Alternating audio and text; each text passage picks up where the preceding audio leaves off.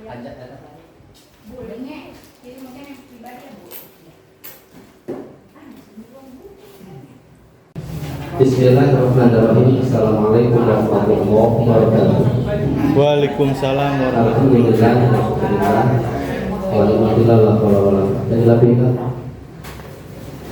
Puji syukur kita panjatkan kepada Allah Subhanahu wa taala bahwasanya di siang hari ini kita semua guru dan negeri Muara selalu dalam keadaan sehat walafiat. Mudah-mudahan Allah Subhanahu wa taala selalu melindungi kita, berikan kesehatan jasmani dan rohani, dan dilancarkan segala aktivitas kita sampai pada apa yang kita harapkan. Di kesempatan siang hari ini, alhamdulillah pada kegiatan destinasi aksi nyata dari CGP Bapak dan Saudara dari Negeri Muara pada tanggal 7 Juli sekarang ini 2024 di Sekolah Negeri Muara. Mudah-mudahan kegiatan ini dari Bapak dan Saudara sebagai CGP ke 10 Kabupaten Subang bisa berjalan dengan lancar dan tidak ada hambatan apapun. Untuk selanjutnya pada kesempatan siang hari ini, untuk lebih jelasnya akan kita mulai saja dengan membacakan Al-Fatihah agar acara ini bisa berjalan dengan lancar. Al-Fatihah. A'udzubillahi minasyaitonir rajim. Bismillahirrahmanirrahim. Alhamdulillahirabbil alamin. Arrahmanirrahim. Maliki yaumiddin. Iyyaka na'budu wa iyyaka nasta'in. Ihdinas siratal mustaqim. Siratal ladzina an'amta 'alaihim ghairil maghdubi 'alaihim waladdallin. Untuk acara selanjutnya, untuk kesempatan kali ini akan langsung dipandu langsung oleh CGP kita Bapak Ringga Sudar SPD dari SD Negeri Muara. Kepadanya dengan segala hormat kami persilakan.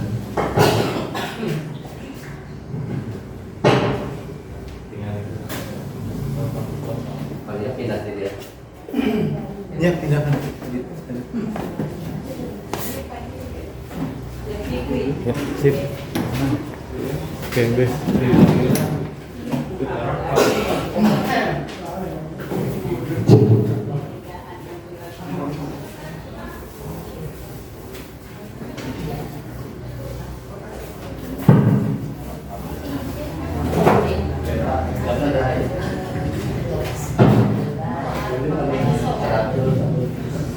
Bismillahirrahmanirrahim. Assalamualaikum warahmatullahi wabarakatuh.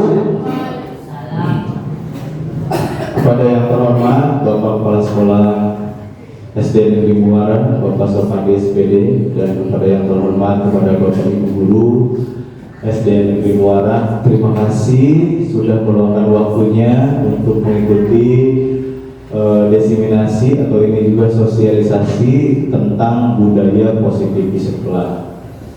Saya akan memaparkan budaya positif di sekolah. Mudah-mudahan Bapak Ibu nanti bisa menjalankannya dan juga bisa memikirkan apakah selama ini yang kita lakukan sudah benar atau masih kurang banyak mendapatkan pencerahan untuk membimbing menuntun siswa-siswi kita di sekolah. Budaya positif di sekolah itu sangat-sangat penting karena ini semuanya akan berpihak kepada murid, dan budaya positif ini akan memunculkan kemandirian. Kemandirian itu adalah bahwa siswa bisa mengontrol dirinya sendiri tanpa dipaksa oleh guru. Contoh, kalau misalkan mau piket dan lain sebagainya, tidak lagi dipaksa dan lain sebagainya, atau mengerjakan sesuatu yang baik, itu mereka akan mengerjakannya sendiri. Contoh, kalau anak di rumah, anak Bapak Ibu kalau di rumah kalau sudah bisa mandi sendiri tepat pukul itu, berarti dia sudah memiliki kontrol terhadap dirinya sendiri. Jadi nggak usah mandi udah jam 3 mandi, ya, itu masih ada paksaan. Jadi tidak keluar dari dirinya sendiri. Saja kita ke materinya. Sini di saya CGP budaya positif itu di modul 1.4 Bapak Ibu ya. Ini pengembangnya Bapak Andri Nurul Zahia SPDMS di Budia, terus juga ada Dokter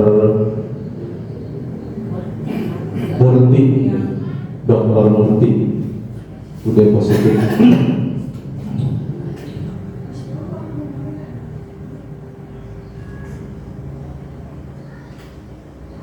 Nah, sebagai pemulai acara, mari kita akan menjawab dulu pertanyaan pemantik sebelum kita melanjutkan ke materi. Kita akan melihat dulu bagaimana sih pandangan Bapak Ibu tentang disiplin. Nah, di sini jadi nanti Bapak Ibu akan menjawab ya, hukuman dapat mendisiplinkan anak. Bapak Ibu setuju atau tidak? Terus berikan alasannya kenapa. Seperti itu. Yang kedua juga sama, pemberian hukuman dengan hal positif, nanti setuju atau tidak, nanti berikan alasannya. Bisa nanti kita tempel di depan. Apakah kita lihat jawabannya bareng-bareng?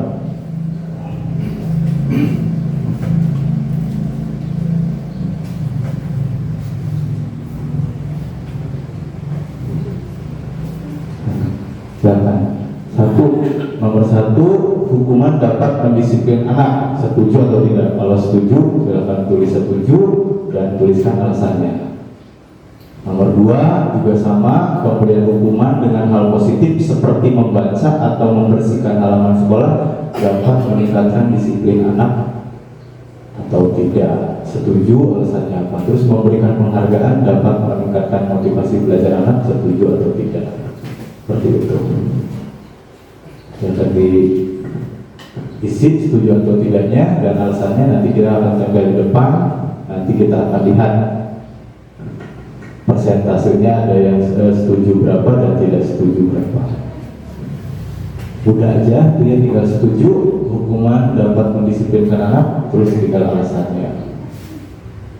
Gitu.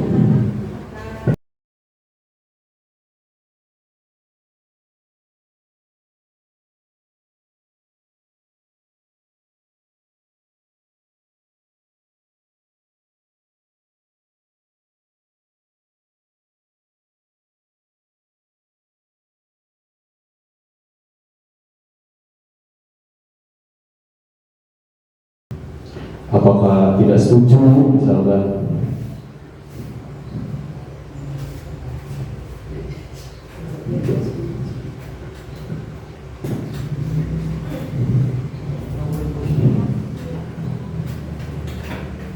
Ini hanya pertanyaan pemantik untuk melanjutkan nanti pas di materi. Nah, ternyata jawabannya benar atau enggak, Ibu.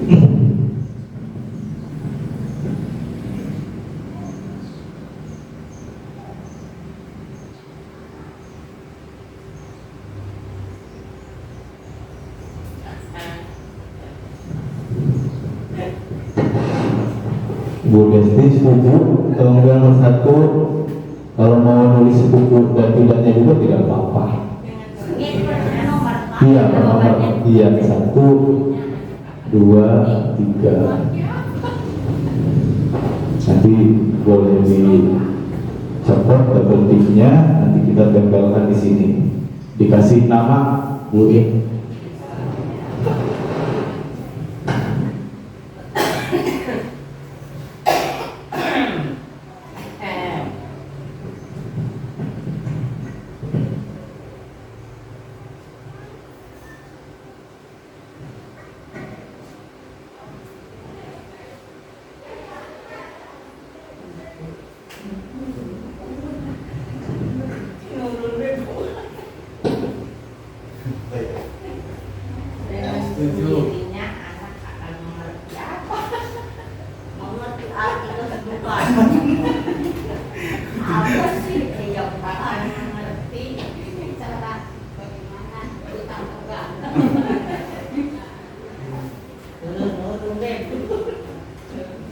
Setuju, udah cukup itu juga ya.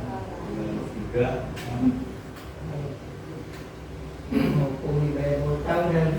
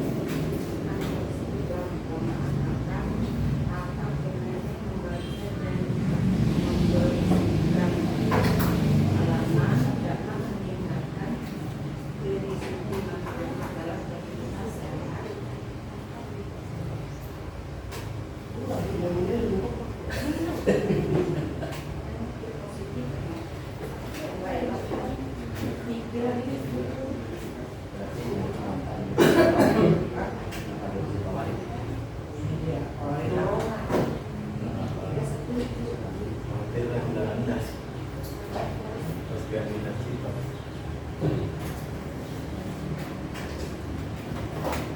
Jalan itu. Jalan. Jalan ini. Sudah sekitar.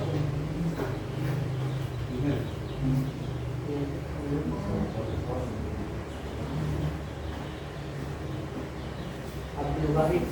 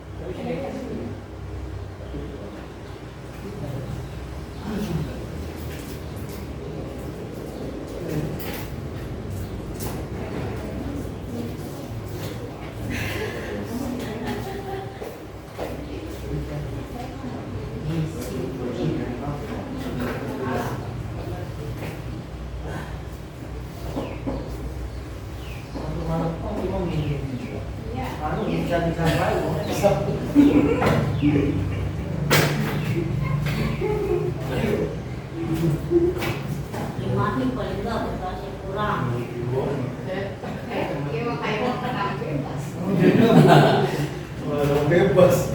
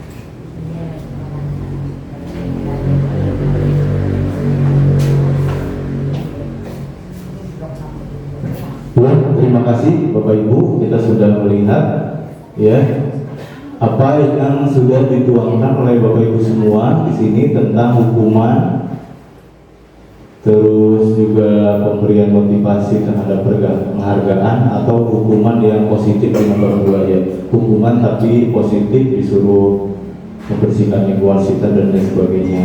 Kebanyakan hampir semuanya di sini setuju semuanya ya. Oke, kita kupas dulu sebenarnya, nanti di materi yang akan kita bahas nanti Bapak Ibu akan mengetahui apakah jawaban Bapak Ibu itu benar atau kurang tepat ya. Kita akan membahas topik dalam situasi konsep ini, itu ada 6 Bapak Ibu. Di budaya positif ada disiplin positif dan nilai-nilai kebajikan universal, terus teori motivasi, hukuman dan penghargaan serta restitusi, ketiga keyakinan kelas, terus 4-nya kebutuhan dasar manusia dan dunia berkualitas, kelima posisi kontrol kita sebagai guru, yang keenam itu segitiga restitusi.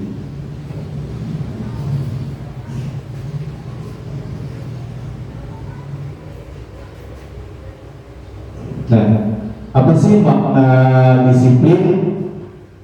Disiplin di sini Bapak Ibu yang artinya itu belajar, ada juga terus dari kata dengan disiplin diri, murid-murid, terus disiplin diri membuat orang menggali potensinya menuju sebuah tujuan apa yang dia hargai. Namun dalam budaya kita makna kata disiplin telah berubah menjadi sesuatu yang dilakukan seseorang pada orang lain untuk mendapatkan kepatuhan. Kecemburuan umum adalah menghubungkan kata disiplin dengan ketidaknyamanan, bukan dengan apa yang kita hargai atau pencapaian suatu tujuan mulia. Kadang-kadang kita sudah termindset bahwa disiplin itu adalah kita harus menuruti peraturan yang berlaku. Tapi pengertian disiplin itu sebenarnya kita itu mengontrol diri kita sendiri untuk menjalankan nilai-nilai kebaikan atau kebajikan. Jadi bukan karena ada peraturan yang memaksa terus kita melakukannya, tapi kita melakukannya adalah untuk melaksanakan nilai-nilai yang kita percaya. Seperti itu. Contoh kalau mencuri, kita percaya mencuri itu tidak baik, berarti kita mengontrol diri kita untuk tidak mencuri, bukan karena takut di penjara. Jadi seperti itu artian disiplin itu. Jadi kepada anak kita bahwa disiplin itu anak menggerakkan atau mengontrol dirinya sendiri untuk melakukan sesuatu sesuai dengan nilai-nilai kebajikan, sesuai dengan nilai-nilai yang kita percaya, seperti itu. Nah, nilai-nilai kebajikan universal adalah sifat-sifat positif manusia yang merupakan tujuan mulia yang ingin dicapai setiap individu. Nilai-nilai tersebut bersifat universal, ya, lintas bahasa, suku, bangsa, agama maupun latar belakang. Contohnya di situ nilai-nilai kebajikan yang ingin dicapai oleh setiap anak Indonesia, ya, kenal dengan profil pelajar Pancasila. Kita menetapkan atau menitik beratkan kepada ini. Jadi nilai-nilai yang kita harus capai untuk menuntun anak kita adalah yaitu nilai-nilai profil yang terdapat di profil pelajar Pancasila. Di antaranya beriman, bertakwa kepada Tuhan Yang Maha Esa, berakhlak mulia, mandiri, bernalar kritis, berkebinekaan global, bergotong royong, dan kreatif. Ini yang harus benar-benar diterapkan kepada anak didik kita sekarang. Jadi nanti bermuarnya kepada nilai-nilai yang berada di profil pelajar Pancasila, seperti itu. Jadi ada 6 ya di sini. Kita lagi beriman, bertakwa kepada Tuhan Yang Maha Esa, dan berakhlak mulia, mandiri, bernalar kritis, berkebinekaan global, bergotong royong, dan kreatif, seperti itu. Yang selanjutnya ada teori motivasi, hukuman, dan penghargaan. Nah, ini yang tadi kita jawab. Di sini juga akan terjawab apakah benar atau tidak. Teori motivasi, hukuman, dan penghargaan. Nah, teori motivasi perilaku manusia ada motivasi eksternal, ada motivasi internal dari dalam dirinya sendiri. Ya, kalau motivasi eksternal itu biasanya itu karena menghindari ketidaknyamanan atau hukuman. Jadi anak tuh mau melakukan karena dia takut dihukum, seperti itu. Jadi anak tuh takut dihukum. Kalau misalkan melakukan kesalahan takut dihukum. Nah, itu adalah motivasi eksternal. Terus motivasi eksternal selanjutnya, anak melakukan itu untuk mendapatkan imbalan, ya, imbalan dari orang lain. Jadi anak mau melakukannya, misalkan kayak di rumah atau di sekolah, anak mau melakukan itu asal mau mendapatkan atau mendapatkan imbalan yang kita kasih. Yang ketiga, untuk menghargai diri sendiri. Nah, ini motivasi internal. Saya akan menjadi orang yang seperti apa bila saya melakukannya. Jadi kita di sekolah itu harus mencapai, anak-anak itu mencapai motivasi internal, di mana siswa menghargai dirinya sendiri dan menjalankan apa nilai-nilai kebijakan yang digerakkan oleh dirinya sendiri, seperti itu. Teori hukuman, kalau anak terus-terusan mendapatkan hukuman karena takut dihukum, maka itu tidak akan jangka panjang. maka nantinya anak tetap akan melakukannya, lakukan lagi, tuh seperti itu. Kalau teori hukuman ini juga sangat penting untuk di rumah Bapak Ibu yang punya putra putri, ini sangat berharga sekali pembelajarannya. Terus yang kedua, kita ngasih imbalan atau penghargaan kepada anak. Kalau kamu juara 1 nanti dapat sepeda. Nah, itu tidak boleh sebenarnya. Ya, jadi akan berakibat kepada jangka panjang. Kalau jangka pendeknya tidak terasa, kalau hukuman jangka pendeknya udah terasa, tapi kalau penghargaan maka jangka panjang yang terasanya. Ketika anak itu tidak mendapatkan imbalan, maka motivasinya akan menurun. Ya, nggak dibeliin HP lagi sama mama, ya belajarnya biasa aja. Nah, berarti apa yang tadi Bapak Ibu yang tulis di situ betul ada, setuju, tapi dalam jangka panjangnya itu sangat berbahaya. Jadi kita sebagai orang tua dan sebagai guru harus mengenal ini, bahwa memberikan penghargaan itu tidak selamanya baik, bahkan jangka panjangnya itu buruk sekali dalam kehidupan, apalagi dalam kehidupan kerja. Seperti itu. Nah, apa sih yang harus kita lakukan? Yang kita lakukan adalah menuntun anak didik kita supaya memiliki motivasi internal, yaitu menghargai dirinya sendiri. Dia menghargai diri sendiri, menghargai orang tua, menghargai gurunya, sehingga motivasi dia akan datang dari dalam dirinya, bukan dari orang lain atau paksaan. Itu. Di sini ada Ki Hajar Dewantara. Menurut Ki Hajar Dewantara itu merdeka itu artinya tidak hanya terlepas dari perintah, akan tetapi juga cakap buat memerintah diri sendiri. Jadi yang bagus itu bukan anak itu diperintah oleh kita, tapi anak itu memerintah dirinya sendiri. Wah, udah jam 3 nih, mandi, dia sendiri yang memerintah diri dia sendiri, bukan kita. Itu sudah kepada tahap sukses orang tua atau seorang guru mendidik anak-anaknya.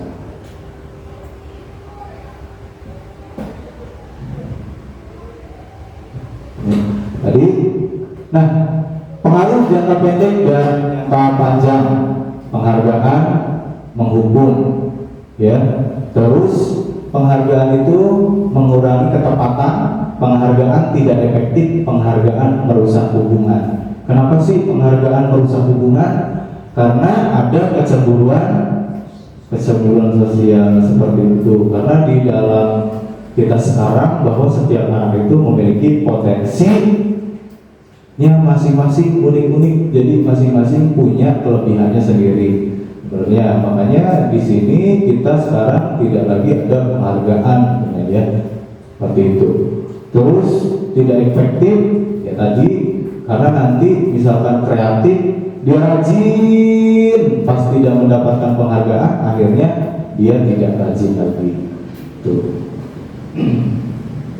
Jadi kita disarankan untuk tidak memberikan penghargaan yang terus-menerus. Seperti itu Bapak Ibu Guru. Dihukum oleh penghargaan. Nah, ketika anak sudah terus dikasih penghargaan, maka bukan malah baik, tapi penghargaan akan menurunkan kualitas dirinya. Terus penghargaan mematikan kreativitas. Penghargaan mengurangi motivasi dari dalam dirinya. Seperti itu. Jadi nanti anak ketika dewasa, dia terus-terusan ingin mendapatkan penghargaan, tapi ketika kecewa, nah, ya Bapak Ibu, ini yang akan menjadi balanya nih. Ketika dia kecewa, maka akan panjang banget kecewanya. Jadi kalau bahasa sekarang itu susah move on, ya. Jadi susah bangkit anaknya. Jadi tidak bisa membangkitkan motivasi dalam diri sendiri. Nah, jadi apa yang tadi ditulis Bapak Ibu tadi itu sekarang sudah menggeser pemikiran Bapak Ibu bahwa tadi itu sebenarnya tidak tepat, atau lebih baiknya menjawabnya tidak setuju karena penghargaan bisa merusak jangka panjang dari kreativitas siswa, kualitas dan motivasi intrinsik.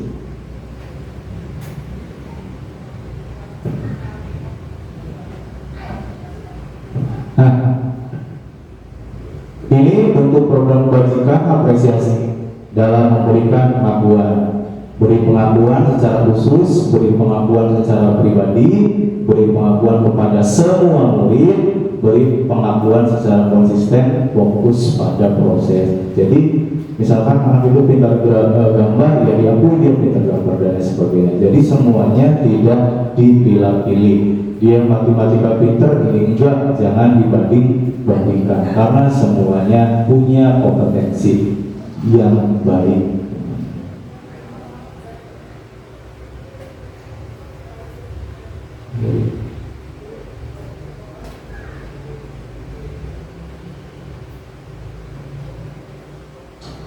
Nah, ini contoh Bapak Ibu mencatat 1000 kali dalam buku kalimat saya tidak akan terlambat lagi. Anak yang terlambat kita hukum untuk mencatat saya tidak akan terlambat, saya tidak akan terlambat, saya tidak akan terlambat sampai 100 kali.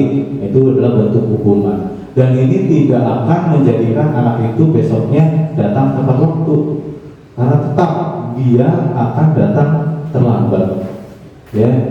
Dan hanya sebentar saja, paling seminggu aja. Misalkan kita dihukum, dia hanya berjalan sampai 1 minggu aja, kesananya pasti akan terlambat kembali. Jadi contoh-contoh hukumannya, ya Bapak Ibu. Kalau konsekuensi itu adalah, ya, misalkan anak-anak itu lagi main, terus dia nyoret-nyoret kertas temannya, maka konsekuensinya dia harus mengganti. Jadi sesuai dengan itu, mengganti buku yang dia coret-coret. Bukan malah nyoret-nyoret buku tapi suruh bersih WC. Nah itu jadi gak nyambung. Jadi kalau konsekuensi itu sesuai dengan apa yang dia lakukan. Begitu. Sesuatu yang menyakitkan harus terjadi, itu hukuman. Ya, kalau konsekuensi sesuatu itu harus terjadi. Jadi tidak menyakitkan, tapi tetap ini tidak baik juga untuk siswa. Seperti itu.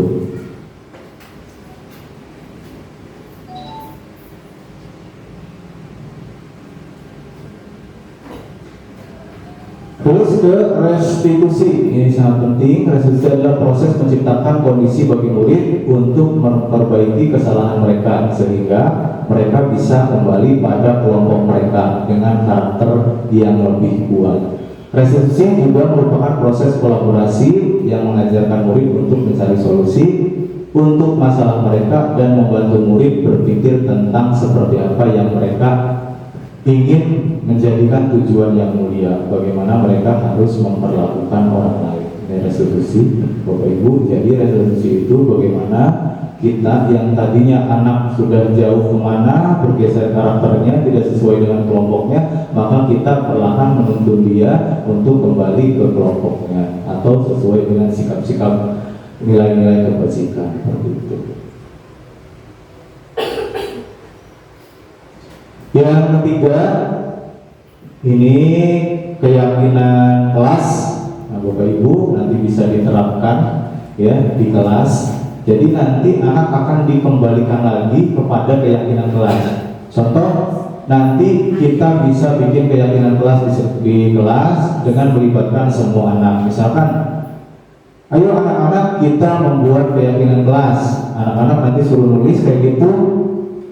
Nanti ada, silakan kita harus datang. Anak ada yang jawab, kita harus datang tepat waktu.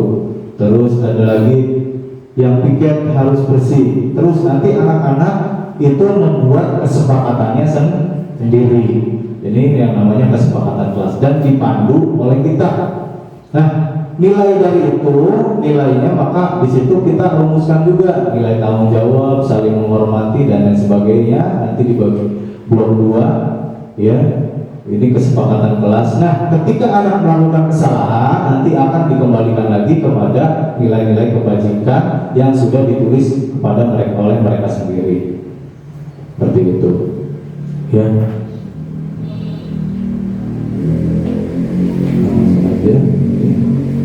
Nah, ini yang mana yang merupakan keyakinan kelas ya. Contohnya ini seperti itu ya, ada datang tepat waktu, mengucapkan salam ya, menjaga kebersihan di sekolah. Jadi seperti ini nanti kita coba diterapkan di masing-masing kelas ya. Nah, ini nilai-nilainya nanti ada bekerja, terus hormat ya, di kegiatan pendalaman keyakinan kelas ada tabel T dan tabel Y-nya.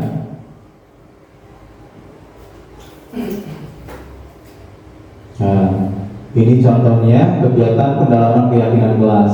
Datang tepat waktu, tidak seperti sering hadir terlambat. Jadi ada dua, tampak seperti, berarti kita melihat anak ini datang tepat waktu, anak itu tampak seperti. Mudah-mudahan anaknya tidak tampak seperti sering hadir terlambat, seperti itu. Terus anak juga kita bisa mendengar ya, terlihat. Jadi anak-anak bisa kita dengar pembicaraannya, apa sih yang dia bicarakan. Oh, ternyata dia sudah memiliki sifat hormat dari cara dia berbicara ya kan. Jadi ketika anak juga berbicara kita perhatikan, jadi kita tahu nih, oh anak ini udah punya sifat hormat dulu. Betul kayak di sini ya. Satu orang bekerja, yuk saya bantu. Nah itu udah kedengeran tuh, dia berbicara. Ketika dia berbicara, yuk saya bantu aja. Oh iya, berarti anak ini punya sifat menghormati orang lain ya. Jadi dari kata-kata yang kita dengar ya, terus dari sikap yang kita terlihat, terus berperilaku juga, kita bisa tahu anak-anak itu sudah memiliki nilai-nilai kebajikan yang sudah dia lakukan atau dia miliki. Selalu kembalikan buku ke tempatnya. Ini peraturan, nanti kita jadi antara peraturan dan keyakinan kelas kita mencoba di sini. Nah, seperti ini. Selalu kembalikan buku ke tempatnya. Keyakinan kelasnya adalah nilainya adalah tanggung jawab. Jadi anak tuh dikasih tahu ininya Bapak Ibu. Jadi sementara kita juga hanya menempel peraturannya saja. Jadi tidak tahu itu teh nilainya apa sih. Itu yang jadi masalahnya. Ya anak tuh tidak tahu nilainya apa. Kita kembalikan buku ke tempatnya itu nilai kebajikannya apa sih? Ya, nah harus disimpan ininya. Jadi nanti ketika anak melanggar, maka kita tanya, kamu sudah sesuai belum dengan keyakinan kelas kamu? Tidak Pak, apa yang tidak sesuainya? Tidak bertanggung jawab. Nah seperti itu. Jadi nanti anak akan mengerti dan memiliki sendiri keyakinan kelasnya seperti ini. Jadi ini filenya dibagikan, mudah-mudahan tahun ajaran baru kita sudah persiapkan di masing-masing kelas, tapi tetap itu dirundingkan bersama siswa-siswinya di kelas. Jadi seperti itu, tidak boleh kita yang buat, anak setuju, nggak boleh. Jadi harus persetujuan atau yang membuatnya juga anak bareng-bareng. Nah, itu tentang keyakinan kelas. Jadi langkah-langkahnya kita berdiskusi, sosialisasi dengan siswa-siswi kita, apa yang akan kita buat tentang keyakinan kelas kita, terus anak menulis, kita setujui, dan anak membuat tanda tangan. Jadi nanti kita tanda tangan, anaknya tanda tangan semua, Bapak Ibu, seperti itu. Yang keempat itu, ini adalah kebutuhan dasar manusia dan dunia berkualitas. Nah, kita sebagai guru harus tahu apa sih kebutuhan dasar manusia, sehingga kita bisa melihat anak kenapa melakukan hal seperti itu. Ya Bu, apa saja sih kebutuhan dasar manusia? Yang pertama itu ada kasih sayang dan rasa diterima, rasa ingin diterima. Di rumahnya selalu dimarahin oleh orang tuanya dan lain sebagainya, di sini pasti ngamuk-ngamuk terus. Nah, jadi kita harus tahu nih kenapa sih anak ini, oh ternyata dia kurang kasih sayang, maka kita tambahkan kasih sayang kita di sekolah di sini. Ya, terus penguasaan. Semua manusia ingin berkuasa. Jadi kebutuhan dasarnya penguasa. Contoh yang anak malang dan lain sebagainya, maka dia itu kebutuhannya itu ingin berkuasa. Maka dari itu kita alihkan penguasaan itu kepada hal yang positif. Contoh misalkan kegiatan school, kegiatan lomba, kamu bisa. Jadi dia ingin berkuasa atau ingin berjuang. Terus kesenangan. Kadang anak lompat-lompat di kelas, jungkir balik, loncat-loncat, guling-gulingan. Kebutuhan dasar dia ternyata adalah senang melakukan itu. Ternyata kalau menurut kita kan kita lagi ini, tapi menurut dia senang. Terus ada kebebasan. Ya, ini semua orang ingin bebas. Tapi bagaimana cara kita untuk menuntun kebebasan itu menjadi lebih baik? Yang paling inti adalah bertahan hidup. Yang di tengah kebutuhan kita manusia adalah bertahan hidup.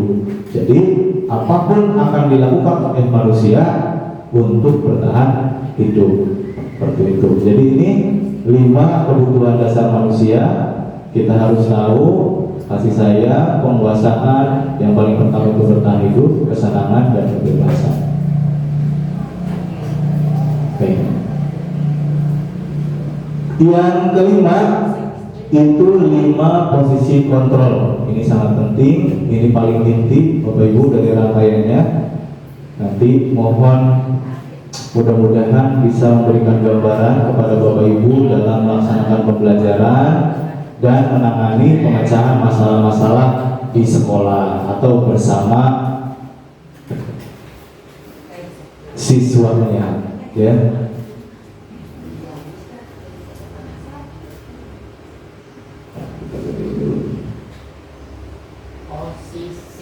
Nah, kita itu ada di 5 posisi kontrol ini, Bapak Ibu guru. Bapak Ibu guru apakah ada di posisi kontrol penghukum ataukah pembuat rasa bersalah?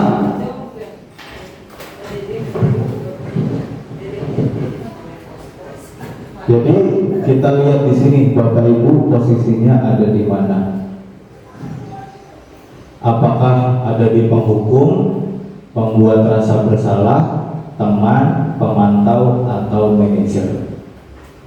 Kalau misalkan Bapak Ibu kalau ada masalah ini, ya, contohnya ini,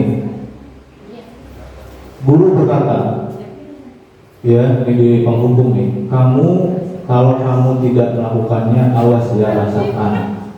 Jadi kata-kata ini juga harus diperhatikan Bapak Ibu. Seperti ini, karena ini nanti akan membekas sampai dia dewasa. Ya, ini akan membekas sampai ya, menyakiti, menyindir dan lain sebagainya. Terus membuat rasa bersalah. Ya, ibu kecewa sama kamu teh, kenapa sih kamu teh seperti ini? Jadi membuat anak itu rasa bersalah. Ya, jadi anak itu iya saya teh salah, gini, seperti itu. Terus yang 3, teman. Posisi sebagai teman. Ayolah lakukan demi ibu. Ini contoh kata-katanya, Bu ya. Masa kamu tidak mau? Ingin tidak, ibu? Ya, jadi ini kata-katanya. Terus pemantau. Pemantau itu ya kita memantau dia, seperti itu, menghitung dan mengukur apa peraturannya, menyesuaikan diri bila diawasi. Yang kelima adalah posisi manajer, mengerjakan, mengajukan pertanyaan-pertanyaan, apa yang kita yakini, apa yang bisa kau kerjakan untuk memperbaiki kesalahan. Dari semua posisi kontrol ini, kita sebagai guru harus di posisi kontrol manajer, di mana kita menjadi penjembatani untuk pemecahan masalah dari siswa-siswa kita. Jadi jangan di posisi penghukum, pembuat bersalah, teman atau pemantau, itu tidak baik. Yang paling baik di sini adalah di posisi kontrol manager, Bapak Ibu. Jadi kita harus ada di posisi kontrol manager. Seperti itu. Untuk lebih itunya kita akan melihat videonya bentar.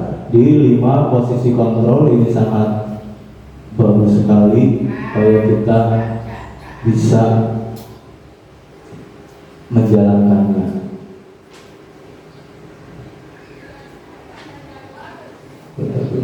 Masuk itu dulu. Bluetooth mode.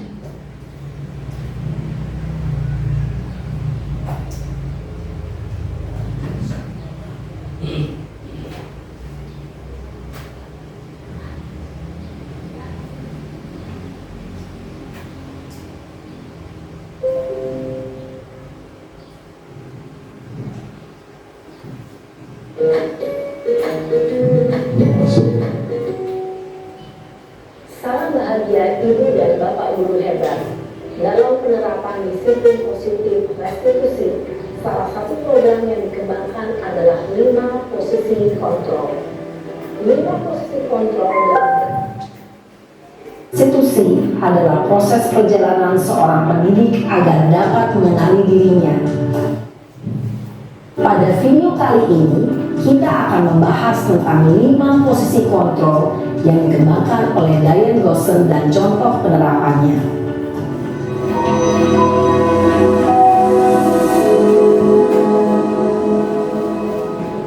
5 posisi kontrol itu adalah 1. Posisi penghukum, 2. Posisi pembuat merasa bersalah, 3. Posisi teman, 4. Posisi pemantau atau monitor, dan 5. Posisi manajer. Untuk lebih memahami kelima posisi tersebut, mari kita saksikan kasus Naren yang terlambat hadir 20 menit di sekolah dan melihat bagaimana kelima posisi kontrol dalam menghadapi masalah tersebut.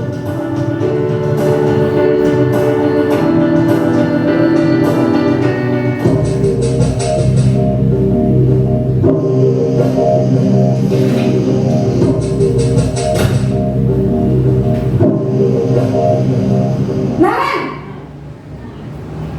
sini kamu. Selamat pagi, Bu. Selalu terlambat.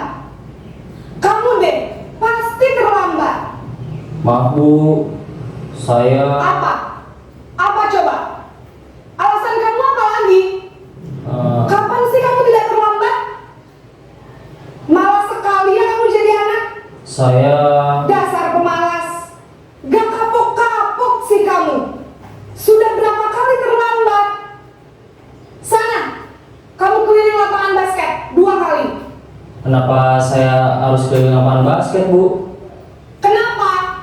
Kamu melawan ibu. Berani-beraninya jawab. Sudah terlambat, masih berani jawab pula. Sekarang, keliling lapangan basket 5 kali sekalian. Biar kapok. Cepat. Pergi sana ke lapangan basket. Posisi penghukum biasanya berbicara dengan nada tinggi, menghardik, menunjuk-nunjuk, menyakiti, dan menyindir. Hukuman bisa berupa fisik maupun psikis. Ibu dan Bapak Guru hebat. Dampak yang terjadi pada murid ketika guru berada pada posisi penghukum adalah murid cenderung akan memberontak, bahkan menyimpan dendam.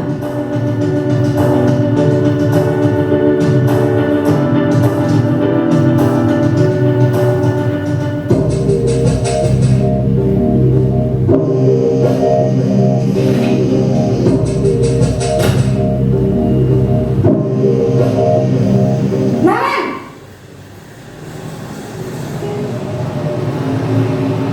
Selamat pagi, Bu. Naren, kamu kenapa terlambat lagi, nak? Ya Tuhan, Naren, kamu senang ya bikin ibu susah ya? Kalau kamu terlambat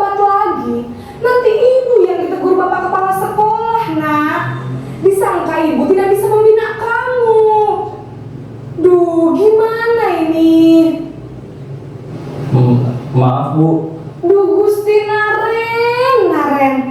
Kamu suka ya kalau ibu ditegur bapak kepala sekolah? Terus, sekarang ibu harus tulis apa ini di buku absen? Ini kamu sudah sering terlambat loh. Ibu harus apa coba? Maaf Bu.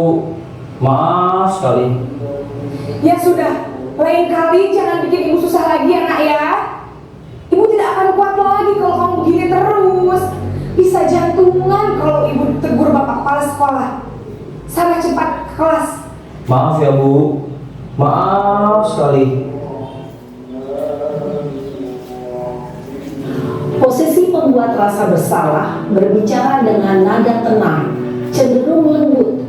Namun kata-kata yang diutarakan membuat murid merasa menjadi orang yang gagal, memandang buruk dirinya sendiri, merasa tidak berharga, dan tidak sanggup membahagiakan orang lain.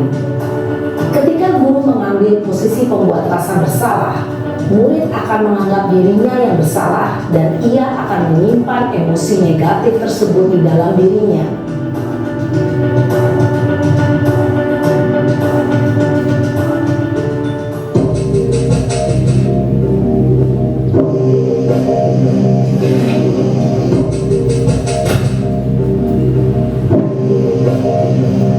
Naren!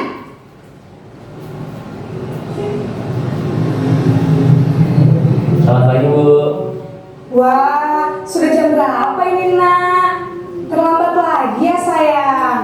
Iya Bu. Habis ibu saya lupa membangunkan saya Bu. Kamu malah menyalahkan ibu kamu.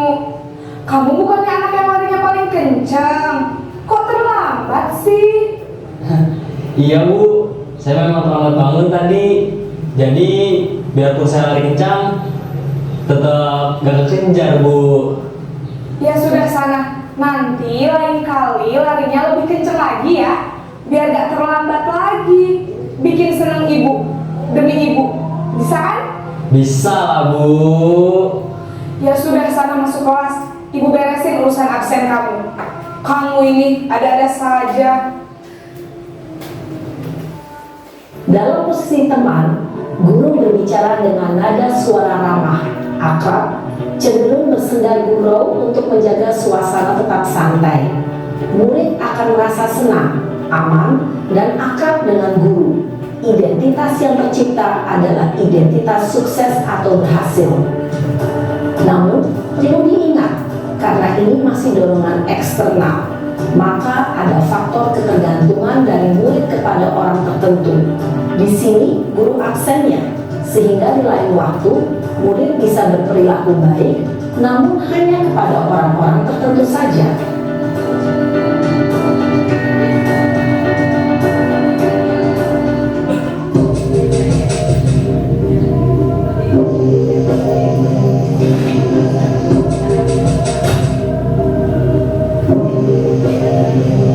Naren!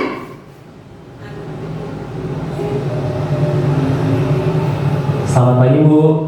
Naren, apa peraturan sekolah kita tentang jam berapa kita harus masuk sekolah, nak?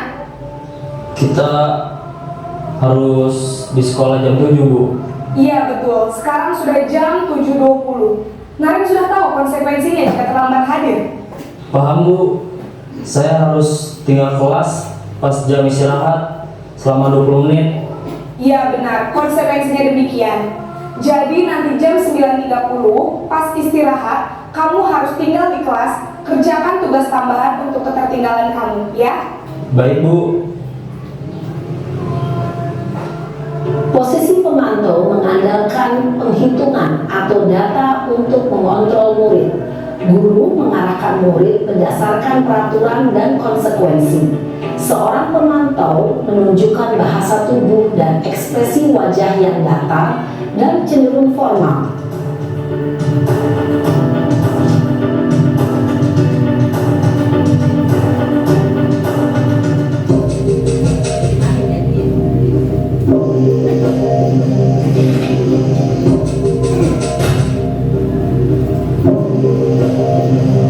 Naren!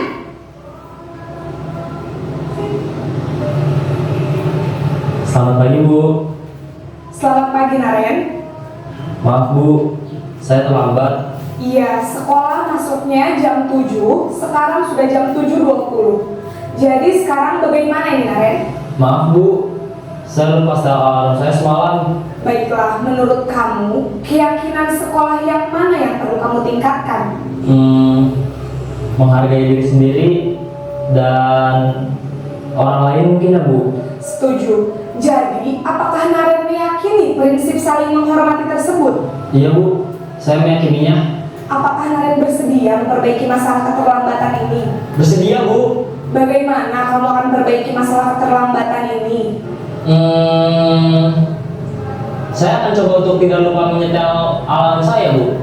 Baik, kalau Naren lupa menyetel alarm di rumah, ada orang yang kira-kira bisa bantu mengingatkan tidak? Ada Bu, kakak saya, Kak Emma. Ada lagi selain Kak Emma? Selain Kak Emma, ada ibu saya. Baik, jadi yang mengingatkan Naren adalah Emma dan ibu kamu ya? Kira-kira akan mulai setel alarm kapan nih, Naren? Setelah pulang sekolah, akan segera saya lakukan. Baik, jadi Naren akan setel alarm untuk bangun besok pagi dan akan diingatkan oleh kakak dan ibunda Naren ya. Ada lagi yang mungkin perlu dilakukan, Naren, agar tidak terlambat bangun lagi? Tidak ada Bu. Baik, Naren, terima kasih untuk kerjasama kamu. Sekarang kamu perlu kembali ke kelas untuk belajar. Baik Bu, terima kasih. Posisi manajer adalah posisi kontrol yang disarankan untuk membimbing murid memiliki sikap disiplin yang positif, yaitu murid yang mandiri, bertanggung jawab, dan dapat memecahkan masalah. Tujuan dari posisi ini adalah agar murid dapat berefleksi atas tindakannya. Guru akan dengan tulus memberikan pertanyaan-pertanyaan bermakna, sehingga membuat murid dapat belajar dari kesalahannya dan mencari sebuah solusi untuk menyelesaikannya. Ibu dan Bapak guru hebat, setelah mengamati adegan kelima posisi kontrol tadi, kira-kira posisi mana yang paling ideal? Posisi mana yang dapat menunjang motivasi intrinsik murid? Ya, tentu posisi manajer. Posisi ini memang posisi ideal yang ingin dituju setiap pendidik. Pada posisi inilah, guru dapat menerapkan disiplin positif yang berpihak pada murid, yang memerdekakan murid. Perjalanan seorang pendidik tentunya tidak mudah untuk sampai pada posisi seorang manajer. Namun, tujuan kita pasti, yaitu menciptakan murid-murid yang mandiri, merdeka, dan bertanggung jawab. Semoga penggambaran 5 posisi kontrol yang telah diperlihatkan ini dapat menjadi ajang refleksi bagi kita semua, agar dapat terus mengasah dan menerapkan disiplin positif yang memerdekakan murid. Mari terus berlatih dan bersemangat. Selamat menerapkan. Salam dan bahagia, Ibu dan Bapak guru hebat. Nah, itu tadi Bapak Ibu, jadi kita bisa berefleksi bagaimana seharusnya kita menjadi seorang guru, di mana kita harus berada di posisi manajer. Jadi seperti itu, ya. Jadi kita harus ada di posisi manajer, di mana kita membawa anak untuk memahami nilai-nilai kebajikan, dan dia yang mencari solusinya, bukan kita. Jadi mereka akan berpikir sendiri, oh iya solusinya ini, maka saya akan menjalankan itu. Jadi tidak dipaksa untuk. Yang terakhir Bapak Ibu, ada segitiga restitusi. Ini untuk menjalankan posisi kontrol manajer tadi. Bapak Ibu, ya. Itu yang pertama, itu kita menstabilkan identitas terlebih dahulu. Ini tata caranya Bapak Ibu ya. Tata caranya yang pertama, kita menstabilkan identitas. Ketika anak membuat salah, terus kita bilang, contoh kata-katanya seperti ini. Misalkan ada yang terlambat, terus dia, maaf Bu, terlambat. Iya, tidak apa-apa. Semua orang pasti melakukan kesalahan atau terlambat. Jadi dia dikembalikan dulu pada identitas. Ya, pasti semua orang bisa melakukan kesalahan, bisa terlambat dan lain sebagainya. Nah, akhirnya anak itu bisa ada pemakluman dari kita, menstabilkan identitasnya. Yang kedua, Ya, yang kedua itu memvalidasi tindakan atau kebutuhan. Terus tanya, kenapa sih kamu terlambat? Nah, karena sesuatu itu pasti ada alasannya. Jadi sebelum Bapak Ibu mengeluarkan emosi Bapak Ibu dan verbal, maka tanyakan dulu apa alasannya. Seperti tadi, ternyata alarmnya tidak sengaja dia tidak memberikan alarm itu. Jadi ditanyakan dulu alasannya. Setelah ditanyakan alasannya, maka baru kita menanyakan keyakinan. Kesalahan ini itu kamu melanggar keyakinan kelas apa? Oh iya Bu, saya tidak bertanggung jawab dan tidak disiplin. Nah, sekarang apa sih yang akan kamu lakukan? Kayak tadi, maka dia akan mencarikan solusinya sendiri, bukan kita yang mencarikan solusinya. Maka akan tumbuhlah sifat atau sikap kontrol diri dari seorang siswa untuk melakukan hal-hal sesuai dengan nilai kebijakan-kebijakan atau nilai kebajikan-kebajikan yang mereka yakini. Itu Bapak Ibu, ya, ini ada contoh kata-katanya. Mulai mana? Jadi pada intinya kita sebagai seorang guru itu harus menerapkan di posisi control manager dan menggunakan segitiga restitusi. Bapak Ibu, ya sekali lagi kita harus berada di posisi control manager dan menggunakan segitiga restitusi. Itu ada yang ditanyakan Bapak Ibu?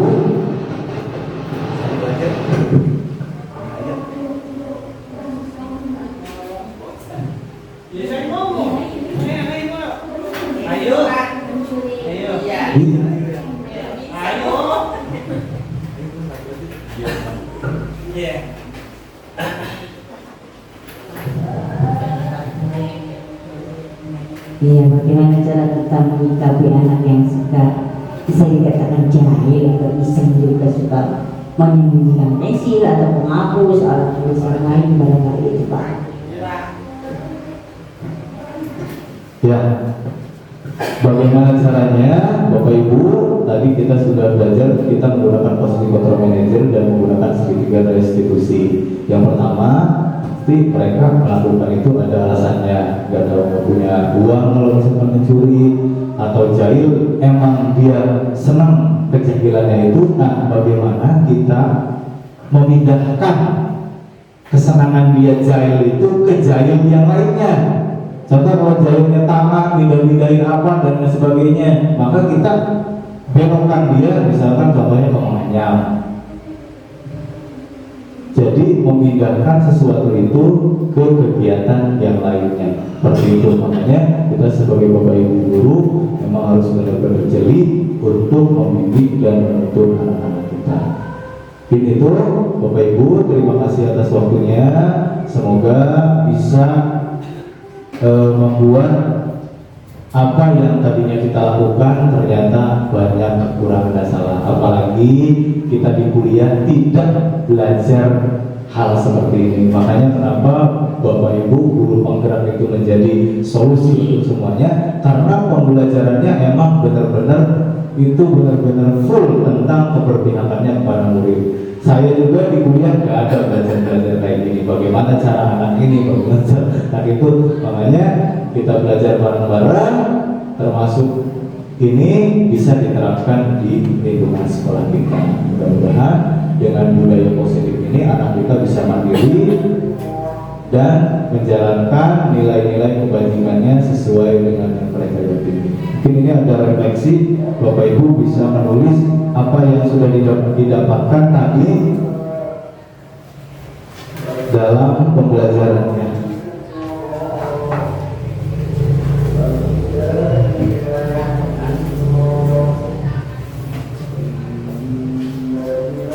Ya, sambil menulis, terima kasih Bapak Ibu atas waktunya. Sekali lagi semoga kita bisa bekerja sama untuk terus membimbing, mendidik, menuntun anak-anak kita semuanya dengan posisi control manager dan menggunakan pendekatan segitiga restitusi. Terima kasih. Wassalamualaikum warahmatullahi wabarakatuh. Warahmatullahi wabarakatuh.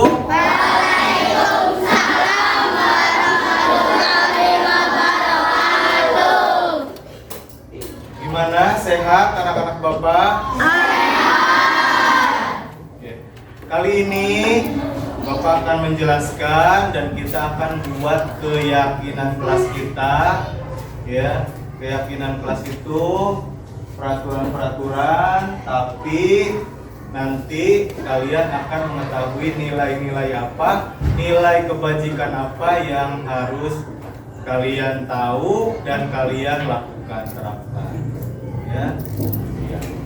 Misalkan contoh, tapi kata-katanya harus kata-kata yang positif, ya. Misalkan tidak boleh terlambat. Nah, itu katanya kata-kata negatif, tidak boleh terlambat. Harusnya kata-katanya itu adalah datang tepat waktu. Ya. Jadi kalian belajar jangan ada kata tidak boleh, tapi cari kata yang positif. Ya. Contoh, tidak boleh membuang sampah sembarangan. Berarti kata positifnya harusnya apa? Buanglah sampah pada tempatnya. Buanglah sampah pada tempatnya. Ya, jadi itu kata positifnya. Jadi jangan kasih kata negatif. Tidak boleh membuang sampah, jangan membuang sampah. Tapi buanglah sampah pada tempatnya. Nah, ini Bapak akan bagikan selembaran kertasnya, nanti kita tempel, dan nanti apa yang kalian kemukakan, pendapat kalian, tulisan kalian, nanti kita akan sepakati untuk menjadi keyakinan kelas kita. Tapi kalian juga tulis juga, misalkan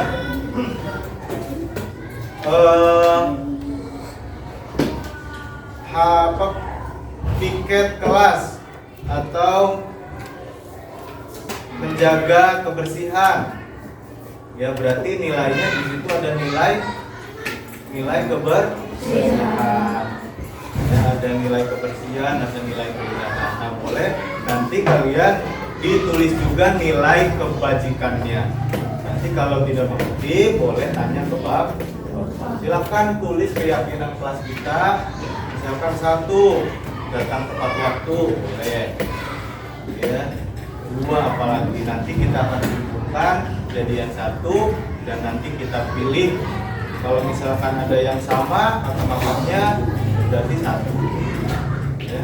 Tapi tolong pikirkan apa saja yang bisa membuat kelas kita tertib, nyaman, aman, ya, termasuk jangan mengganggu teman atau baik hati pada teman, dari kata-kata seperti itu. Ya. Terus jangan mengejek teman atau mengganggu. Contoh di sini nih, selalu kembalikan buku ke tempatnya. Ya, dilarang mengganggu orang lain. Hadir di sekolah, berarti ini masuknya ke datang tepat waktu. Ya, peraturannya.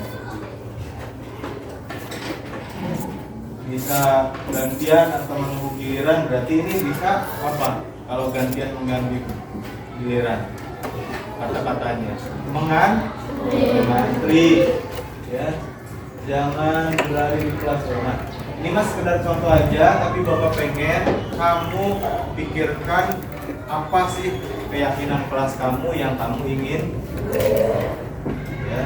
Jadi jangan dari Bapak, jangan dari orang lain, tapi benar keyakinan kamu, kelas kamu yang kalian. Oke, coba bagikan kertasnya. Nanti ininya dicopot, double tipnya. Nanti kamu kalau udah selesai tempelkan di kotak. Ya. Kasih nama.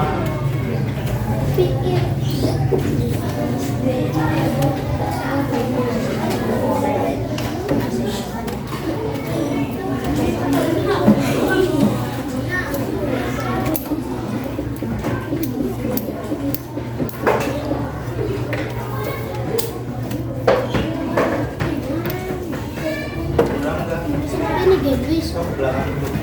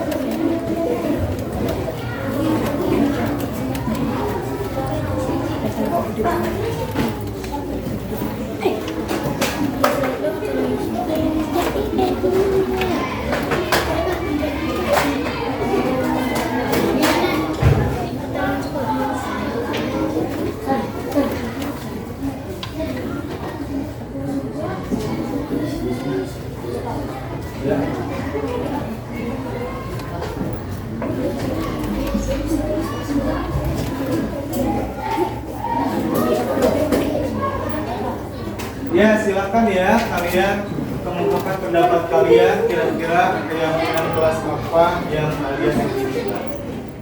Nah, tulisnya kayak gini, keyakinan kelas apa, terus ditulis di bawahnya keyakinan kelasnya adalah tanggung jawab, menghormati orang lain, keselamatan, kesehatan, ya, menghormati orang lain itu nanti Bapak pandu.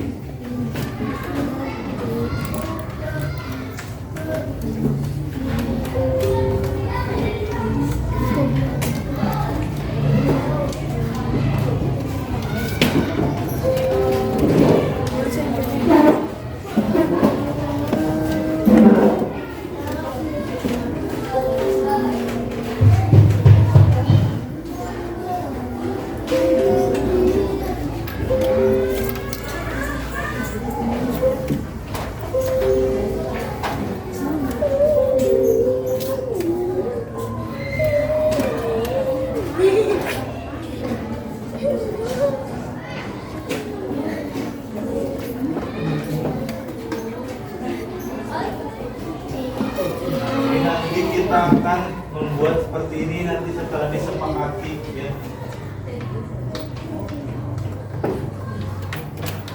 Silakan kalian jika ini datang tepat waktu. Hormati guru. Kalau hormati guru berarti keyakinan kelasnya apa? Mungkin Oliver cepat kok. Oliver. Ya. Gak ada sholat ya, gak apa-apa. Ganti nih yang lain.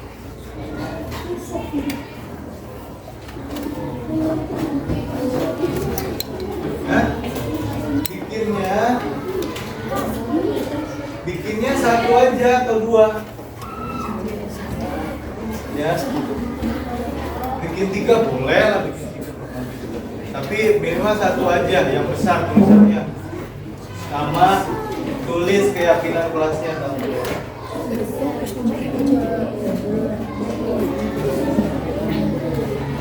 Tulisannya yang besar. Jadi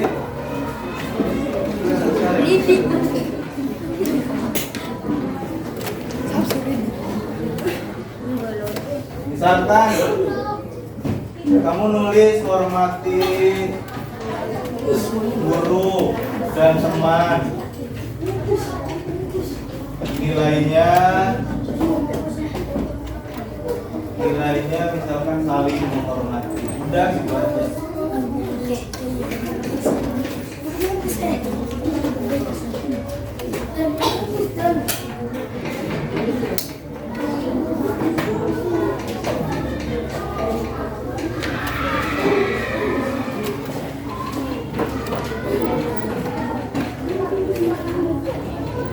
Kayak ini yang nggak ada apa nih? Dari sini yang nggak ada apa? Yang nggak ada itu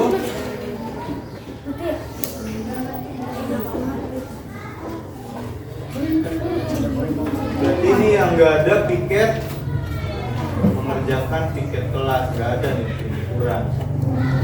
Ya.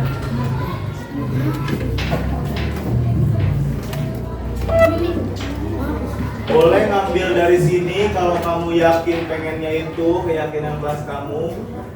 Tapi apa yang belum ada dari sini boleh.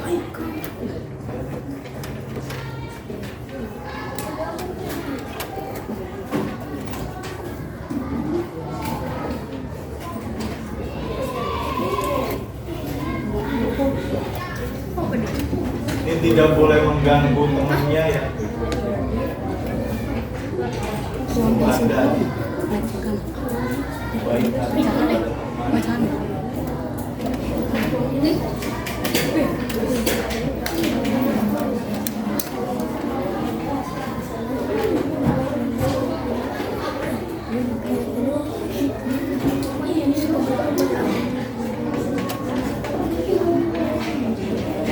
Ya,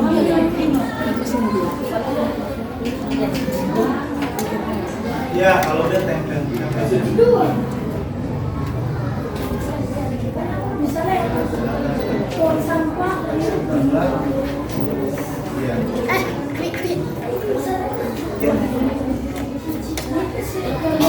Stok tempel di mana aja? Udah dikasih nama kan? Ya. Tolong yang besar ya, Bapak, nanti akan di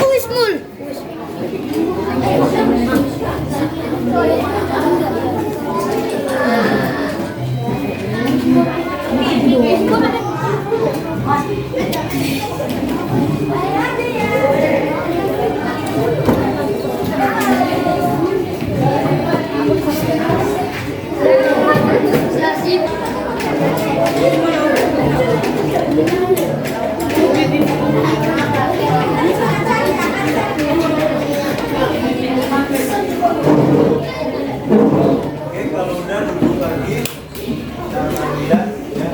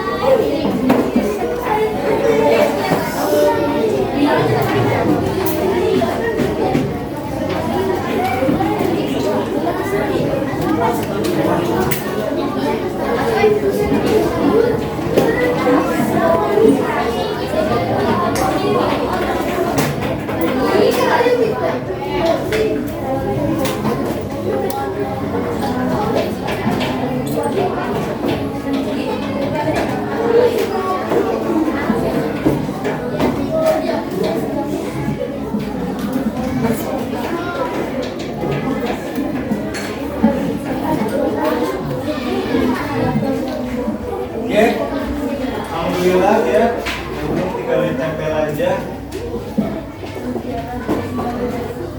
Membuang sampah pada tempatnya. Nanti rapikan dulu. Setelah belajar, makan minum di luar kelas.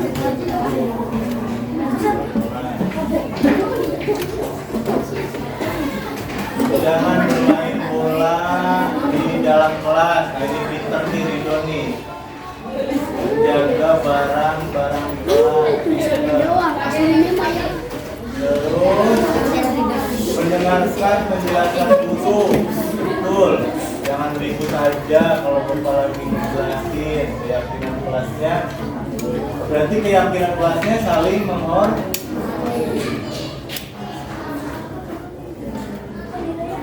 Belajar dengan aktif dan tertib, jangan diem aja. Ini mendengarkan sama aja, tidak mengejek atau mengganggu teman. Perhatikan dulu.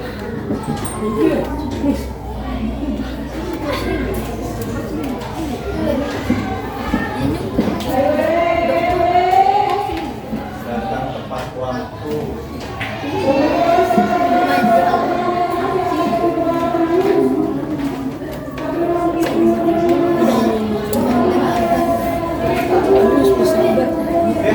Alhamdulillah udah semua. Nanti kita akan masukkan ke dalam keyakinan kelas. Nanti Bapak akan print dan dibuat ditempel di kelas kita.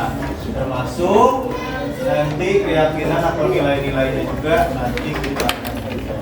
Jadi nanti kamu akan tahu ketika kamu mau berbuat salah, maka kalian juga tahu bahwa itu adalah salah.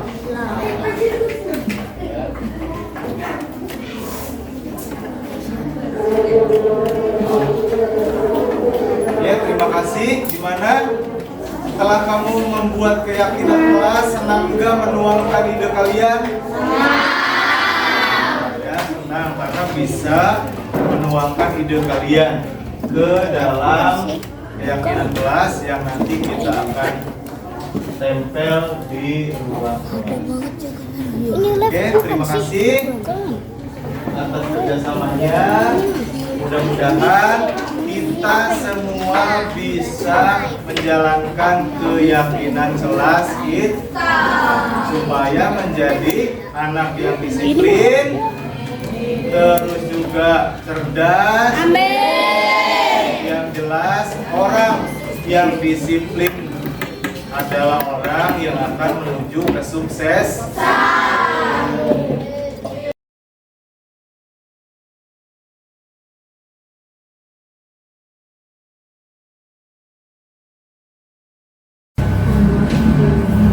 Salam. Gaji, ini sudah jam berapa? Gaji terlambat loh. Iya Pak, maaf ya Pak. Ya, nggak apa-apa. Orang lain juga pernah melakukannya, Gaji. Ya Pak, maaf ya, jangan hukum saya ya Pak. Iya, Gaji. Nah, ini gaji terlambat itu pasti ada alasannya. Kenapa? Saya tadi malam tidurnya kemalaman Pak. Keasikan nonton film petualangan Pak. Sampai malam ya. Nah, menurut Gaji, apa yang dilakukan Gaji itu baik atau tidak baik? Sudah sesuai nggak dengan keyakinan kelas kita? Gaji teledor Pak dan tidak disiplin waktu. Ya, jadi Gaji menyadari bahwa Gaji teledor dan tidak disiplin waktu. Menurut Gaji, disiplin waktu itu penting tidak? Penting Pak untuk kehidupan. Betul, jadi disiplin itu penting untuk kehidupan kita.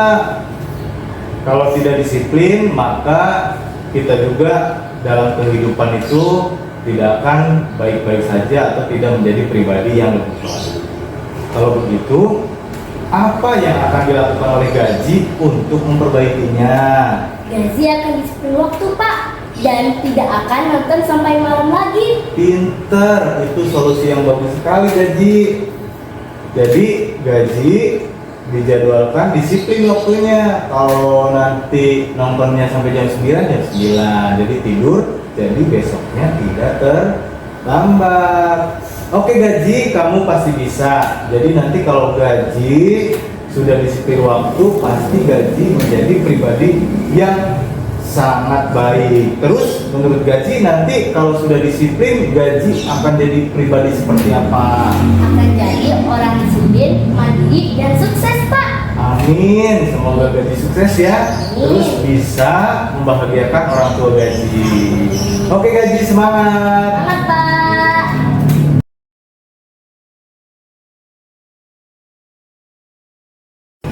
Mila kenapa gugup dan cemas saat Bapak mau ngasih tahu bahwa tugasnya harus dikumpulkan? Maaf Pak, saya belum mengerjakan tugasnya Pak. Coba Bapak lihat tipenya tugasnya.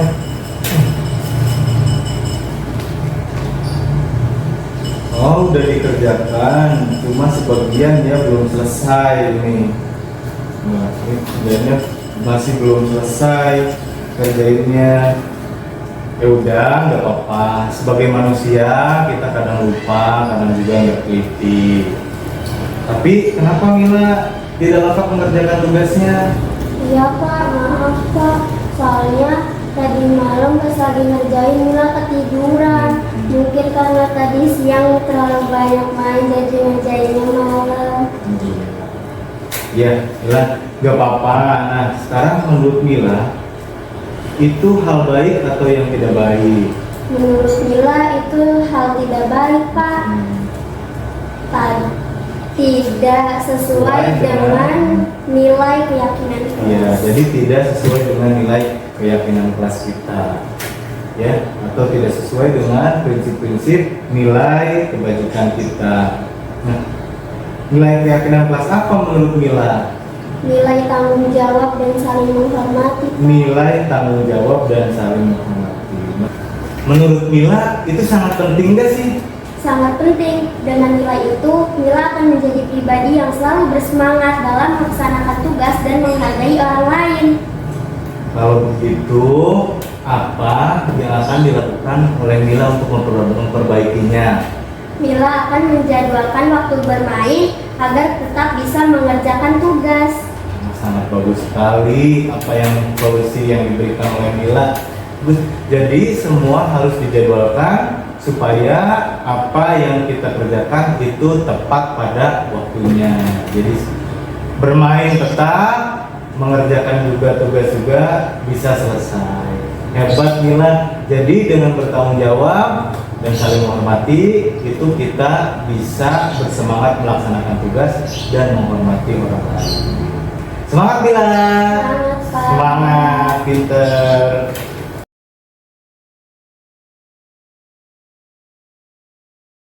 Terima kasih Bapak, dengan tuntunannya Gazi bisa memahami nilai-nilai kebajikan.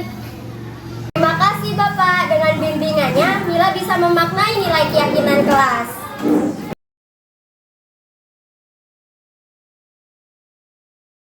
Assalamualaikum warahmatullahi wabarakatuh. Saya Anjara Yulansari. Alhamdulillah kemarin sudah mengikuti desiminasi budaya positif tentang budaya positif, 5 posisi kontrol guru dan segitiga restitusi. Terima kasih. Alhamdulillah. Terima kasih. Assalamualaikum warahmatullahi wabarakatuh. Assalamualaikum warahmatullahi wabarakatuh. Saya Fikri Al-Fatihin, rekan dari Bapak Linda Sundara, telah mengikuti desiminasi budaya positif tentang keyakinan kelas dan disiplin positif. Itu sangat bermanfaat. Terima kasih. Wassalamualaikum warahmatullahi wabarakatuh. Halo, Assalamualaikum warahmatullahi wabarakatuh. Nama saya Mutia. Hari ini Mutia senang banget karena udah bikin keyakinan kelas sama Pak Lingga. Terima kasih. Assalamualaikum, halo semuanya. Nama saya Rati. Hari ini Rati senang banget abis bikin keyakinan kelas bareng Pak Lingga. Terima kasih.